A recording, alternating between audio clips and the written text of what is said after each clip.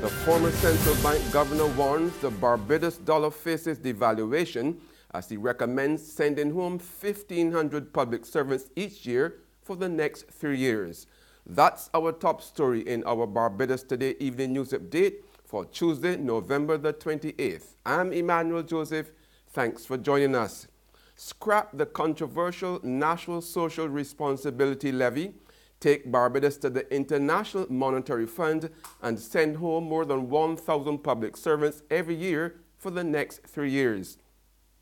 Now, those are among the bold recommendations from former central bank governor Dr. Devaluation, which he says would restore economic growth, boost declining foreign reserves, and return the country to credit worthiness. Dr. Worrell's alternative fiscal program was presented to the annual general meeting of the Small Business Association at Savannah Hotel this afternoon. He also warned that the Barbados dollar was facing devaluation. The thing that tells you whether there is a danger is the level of reserves. Obviously there's a danger, right? Because our reserves are so low. How do, you have to understand how we have kept the rate at 2 to 1 over the years. You do that because the central bank has a war chest. The central bank must always be in a position to say, if nobody else can supply foreign exchange at 2 to 1 for a legitimate need, whether that be an import, whether you have to pay for a medical bill or whatever, right?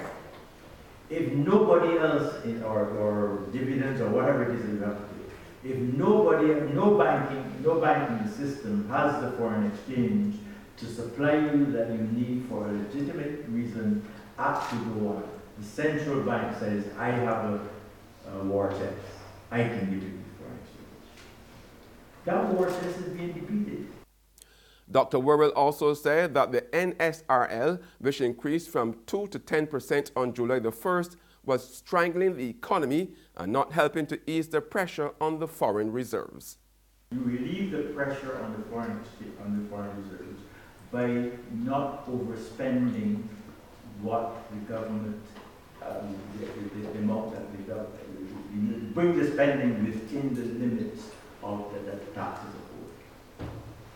Right? And you must do that after you have removed the NSRL, because the NSRL is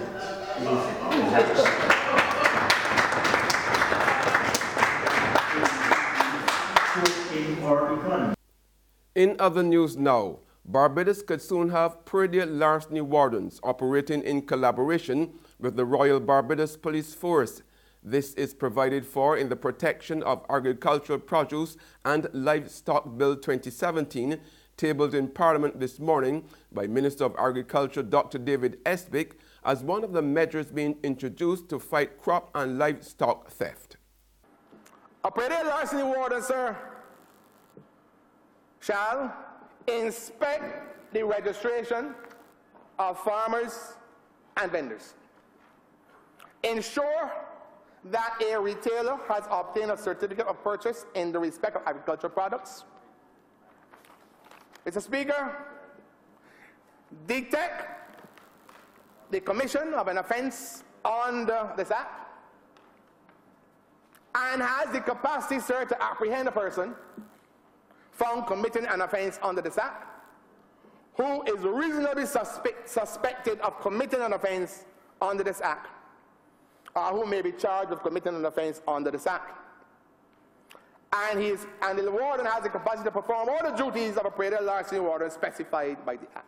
Commonwealth Secretary General Baroness Patricia Scotland says the region needs help from the international community now more than ever as it seeks to build resilience to changing weather patterns and the impact on its economies.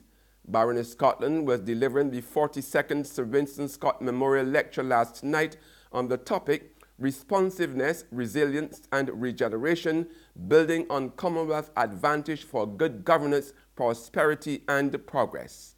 It is imperative that there is a broad international support and urgent climate action to build back better. And this will require a comprehensive suite of measures for restoration and rebuilding with a holistic and multi-sectorial approach to justice and resilience at its heart. There's regional and international news after this short break.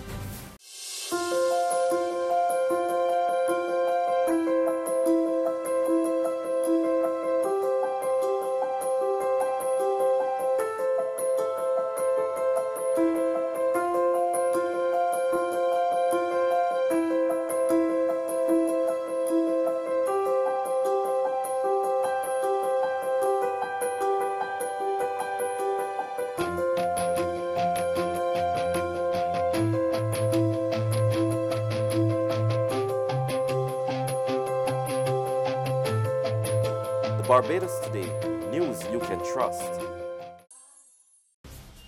Welcome back with news from the region now. Guyanese law enforcement authorities are reporting an increase in the number of criminal prosecutions by the police. Acting Commissioner of Police David Ramnarine says this has happened despite the negativity within the force itself in recent times. Even though there are no immediate statistics to illustrate how many cases were prosecuted for 2017, Acting Commissioner of Police David Ramnarine says the police performed far better than it did in the previous year. He said, though, the police force must adopt a prevention policy. We all know that prevention is better than cure. It is less costly to prevent, it is costly to prosecute. A lot of issues under prosecution, right? We are doing well in our prosecution. We're doing far better in our prosecution. We arrest, we charge, whatever. But we need to do more in our prevention, which is less costly. We need to do more in our prevention. And that is coming.